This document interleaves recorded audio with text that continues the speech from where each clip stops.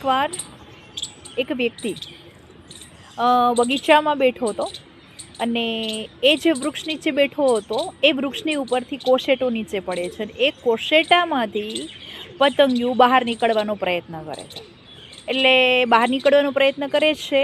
આ બધું જ દ્રશ્ય પેલી વ્યક્તિ બેઠી બેઠી જોતી હતી. એને એમ થયું કે હું પતંગિયાને થોડીક મદદ કરું. એટલે એક લાકડી વડે એ કોશેટાની એક બાજુ મારે છે. એટલે કોશેટાના તૂટવાથી એ પતંગિયું બહાર નીકળી જાય છે, પરંતુ તે થોડુંક અસ્વસ્થ નીકળે છે.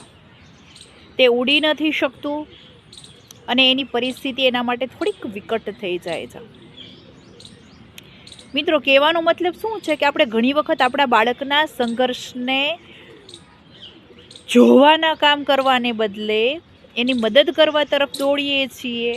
મતલબ કે વાલી તરીકે આપણે તેના સંઘર્ષને ક્યાંક ને ક્યાંક દબાવી દઈએ છીએ. હા, વધુ પડતી તકલીફ હોય, મુશ્કેલી હોય તો ક્યારેક એને સજેશન આપીએ, પરંતુ સંઘર્ષ છે ને જીવનનો એક ભાગ છે. શીખવો તમે તમારા બાળકને. એના સંઘર્ષને ખતમ કરવાની કોશિશ ન કરો.